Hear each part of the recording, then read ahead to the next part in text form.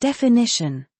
Postpartum hemorrhage, PPH, is the most common form of obstetric hemorrhage and is a leading cause of maternal morbidity and mortality in Australia and worldwide. In developed countries, there is a trend of increasing PPH. Obstetric hemorrhage was responsible for 11% of Australian maternal deaths in 2008 to 2012. Although there is no single definition, PPH is termed as excessive bleeding in the first 24 hours post-birth.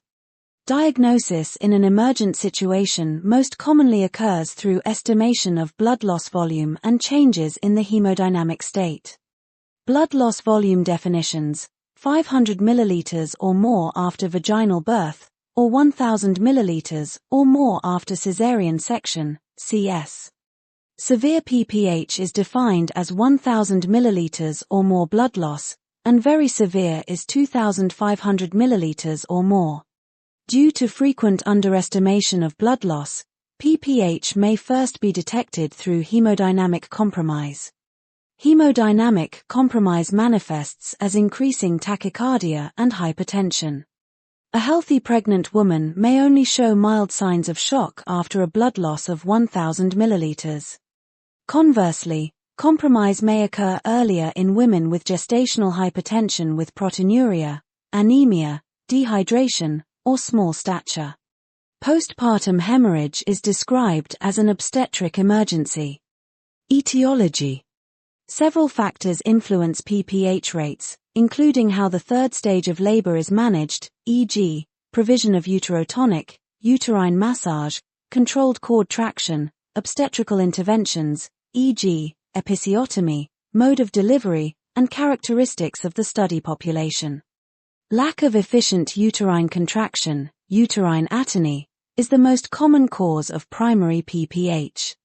Other etiological factors include retained parts of the placenta and vaginal or cervical tears.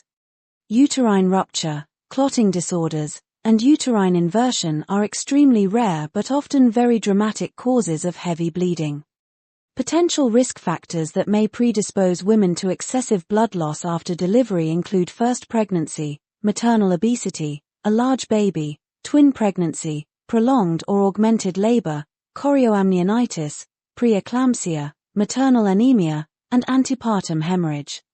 High multiparity does not appear to be a risk factor. Despite identifying potential risk factors, primary PPH often occurs unpredictably in low-risk women. The common causes of PPH are referred to as the 4Ts. More than one cause may be present. Tone, 70% atonic uterus. Trauma, 20% lacerations of the cervix, vagina, and perineum, extension laceration at caesarean section, uterine rupture or inversion, non-genital tract trauma. Tissue, 10% retained products, placenta, membranes or clots, abnormal placenta. Thrombin, less than 1% coagulation abnormalities. Pathophysiology. The most common cause of primary PPH is the lack of efficient uterine contraction, uterine atony. Active management of the third stage is designed to prevent primary PPH by averting uterine atony. Bleeding due to uterine atony is the case in most instances after exclusion of lower genital tract tears. Oxytocin stimulates uterine contractions in the myometrium. Exogenous and endogenous oxytocin stimulate uterine contractions by causing G-protein-coupled receptors to stimulate a rise in intracellular calcium in uterine myofibrils. Oxytocin receptor activation causes signals that stimulate uterine contraction by increasing intracellular calcium levels. Oxytocin stimulates uterine contractions, and these uterine contractions, in turn, cause more oxytocin to be released, which is a positive feedback loop. Failure in this process contributes to atony. Management. Active management of the third stage of labor was introduced to try to reduce hemorrhage. Active management consists of interventions designed to facilitate the delivery of the placenta by increasing uterine contractions and to prevent primary PPH by averting uterine atony. The usual components of active management include administration of uterotonic agents, controlled cord traction, and uterine massage after birth of the placenta, as appropriate. Treatment for primary PPH requires a multidisciplinary approach. After exclusion of lower genital tract tears, in most cases, bleeding is due to uterine atony. Uterotonics, including ergometrin and oxytocin, were introduced as first-line therapy for atonic PPH. They increase the efficiency of uterine contraction. Oxytocin continues to be an important tool to manage postpartum hemorrhage. Women who continue to bleed after initial treatment require further assessment and interventions to control bleeding. Further interventions may include additional uterotonics, hemostatic drugs, surgical interventions, radiological embolization, and/or compression devices. Definition: meningococcal disease is caused by the bacterium Neisseria meningitidis. It can infect people of all ages, including healthy young adults. N. meningitidis is the primary cause of bacterial meningitis in children and young adults. It is the second most common cause of community-acquired bacterial meningitis in adults. The disease can manifest in various forms, from asymptomatic nasopharyngeal colonization to severe, life-threatening illness. Meningococcal disease refers to the illness caused by the bacteria, which can lead to meningitis and/or sepsis.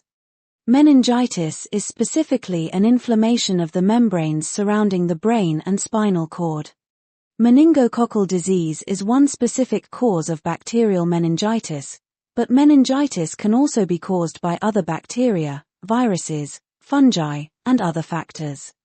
The meninges consist of 3 layers: the tough outer dura mater, the middle web-like arachnode mater, and the delicate inner pia mater that adheres to the brain and spinal cord. Etiology: the primary cause of meningococcal meningitis is the bacterium Neisseria meningitidis. This bacterium is transmitted through respiratory droplets and close contact with an infected person. There are several serogroups of N. meningitidis, with A, B, C, W, and Y being the most common causes of disease. Serotypes A and C are the main types responsible for disease in Africa. Serotypes B, C, and Y are the main types causing disease in Europe, the United States, and Canada. Serotype W is responsible for epidemic outbreaks worldwide and is associated with the Hajj pilgrimages to Saudi Arabia. Pathophysiology: Neisseria meningitidis typically colonizes the nasopharynx, often asymptomatically. Under certain conditions, the bacteria penetrate the mucosal barrier and enter the bloodstream. Once in the bloodstream, N. meningitidis can evade the immune system using its polysaccharide capsule, leading to bacteremia. Rapid multiplication in the bloodstream can lead to septicemia, characterized by widespread inflammation and blood clotting abnormalities. The bacteria cross the blood-brain barrier through mechanisms involving interactions with endothelial cells. Once in the cerebrospinal fluid, CSF, the bacteria multiply and release endotoxins. The presence of bacteria and endotoxins in the CSF triggers a robust inflammatory response, involving the release of cytokines and other inflammatory mediators.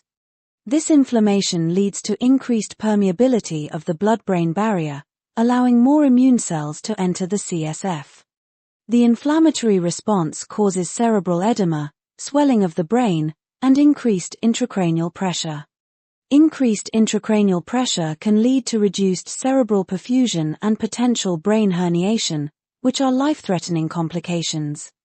The inflammation and increased pressure can cause direct neuronal damage and disrupt normal brain function. This neuronal damage can result in symptoms like altered mental status, seizures, and focal neurological deficits. Understanding these mechanisms highlights the importance of early recognition and treatment to prevent severe complications. The characteristic petechial rash occurs when bacterial endotoxins damage blood vessel walls, leading to increased permeability and capillaries leaking blood into surrounding tissues. Petechiae are tiny red or purple spots, 1 to 2 mm, that do not blanch when pressed. In severe cases, petechiae can progress to purpura, larger areas of bleeding, indicating extensive vascular damage. The presence of a petechial or purpuric rash is a marker of severe meningococcal disease requiring immediate medical attention. It signifies widespread vascular damage and can be associated with complications like septic shock and disseminated intravascular coagulation, DIC. Management. Early recognition and treatment are crucial for improving patient outcomes. The primary focus in treatment is administering antibiotics. Other key management aspects include implementing isolation and contact precautions, consulting with infectious disease specialists, ICU management, managing coagulopathies, and identifying monitoring exposed individuals. Initiate empiric treatment while awaiting culture results. Use a third-generation cephalosporin such as ceftriaxone or cefotaxime for empiric treatment. If culture identifies a penicillin-susceptible organism, switch to penicillin G. Continuing the third-generation cephalosporin is also an option. Chloramphenicol may be used as an alternative for patients with significant allergies to penicillin and other beta-lactams. The typical duration of antibiotic therapy is 5 to 6 days.